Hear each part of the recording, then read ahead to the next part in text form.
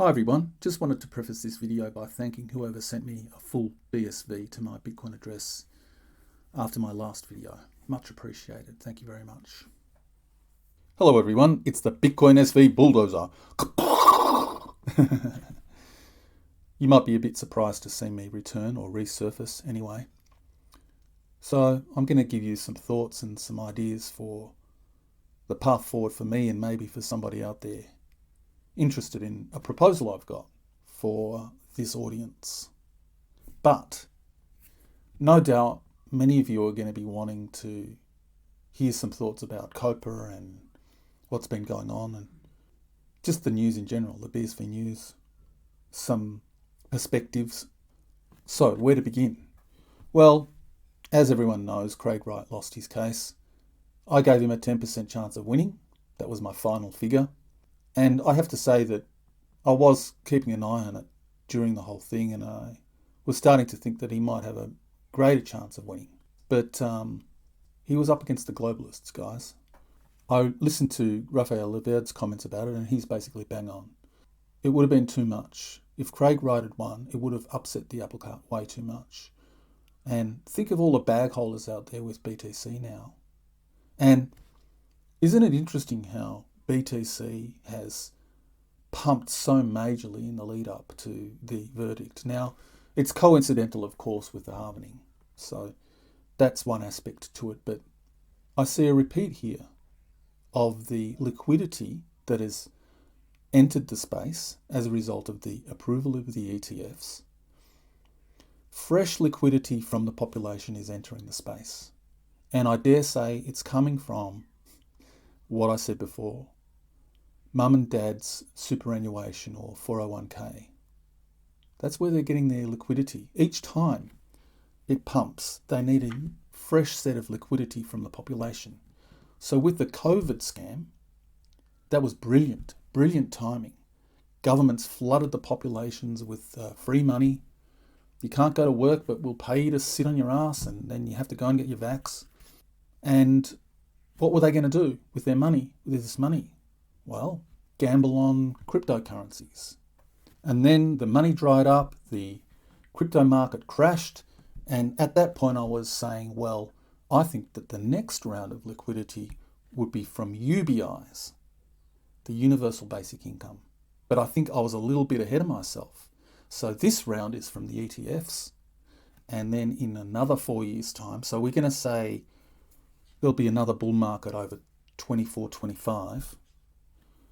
The next round will be from UBIs. This round is from ETFs, and it's from your superannuation funds and your parents' 401ks, right?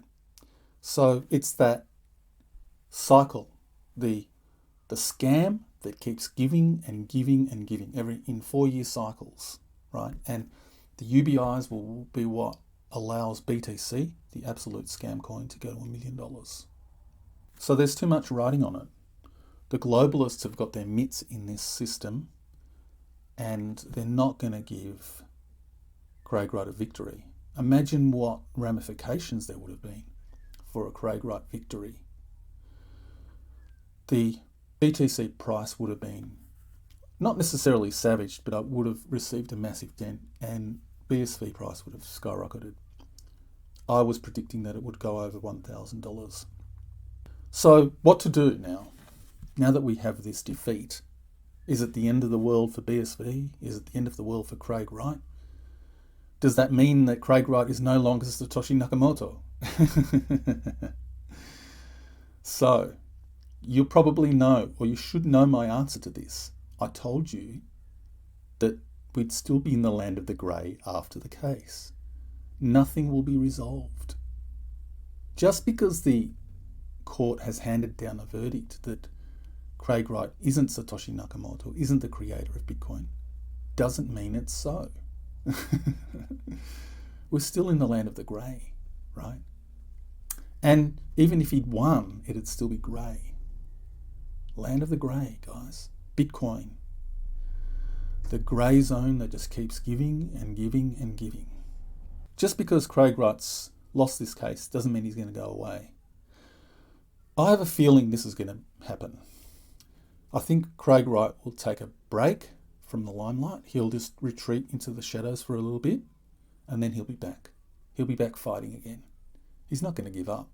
This guy is so tenacious. You wouldn't believe how tenacious he is. Well, as a BSV, you should know by now how tenacious he is. So I think he'll keep up the good fight. I'm still 50-50 on whether or not he's Satoshi. Doesn't make any difference to me, the court case, the ruling. Doesn't change anything for me. And as for my outlook with regards to BSV, I think that it's still the best. I still think it's the closest implementation to Bitcoin. I think it's the one that works, and I still see a positive future for it. Only if people continue to operate and work within the environment and build this thing up. And there's a lot of positive things going on. I think that the COPA case has been a real distraction in terms of us pushing forward with the technology. But now that it's gone, hopefully there won't be so many more distractions like this, and people can just get on with the job and let the technology speak for itself. Now, for those of you, I'll give you a little bit of your dopamine stuff.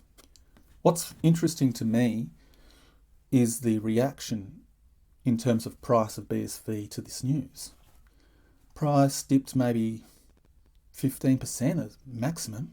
I'm not really sure. I just saw on CoinMarketCap 11% down. Is that all? 11%? Now, I suspect there'll be more bleeding. I would say the price from here is going to drop maybe to another 10% or even 15 to 20%. I wouldn't be surprised. But if this is the only reaction at this point in time to the news, a 10% drop in price, I'd be keeping my eye on BSV over the next few days, because I see this as an opportunity. Not financial advice, by the way.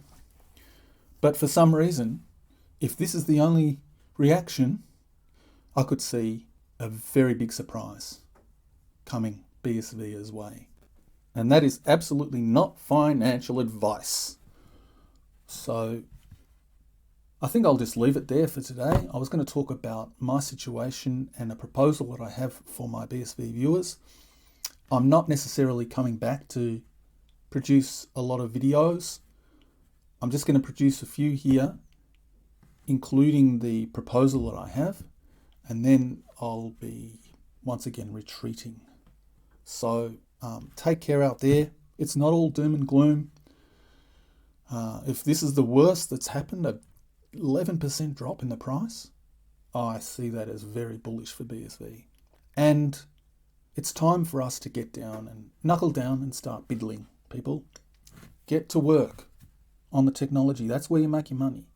The price, it's bullshit. You know what? I'm going to leave you with something here, right? I said in my first video on this channel, is Bitcoin SV a bulldozer or a limp lettuce leaf? Well, it's us that make it a bulldozer or a limp lettuce leaf. We are the bulldozer, or we are the limp lettuce leaf. And what determines which category we end up in is the amount that we build and contribute to the space. And if you're not contributing to the space, if you're not helping build this ecosystem, and that can be in any way, I should point that out, actually. It doesn't have to be building apps. It can be any contribution at all. Say, for example, Gavin Mel. He's not a coder. As far as I can tell, his technical knowledge of Bitcoin is not great, but he's making a great contribution to Bitcoin SV. He's a builder. I include him in that category. If you're not contributing in any way, if you're just sitting, hodling, and waiting for the price to appreciate, you're a limp lettuce leaf. That's my video. Bye.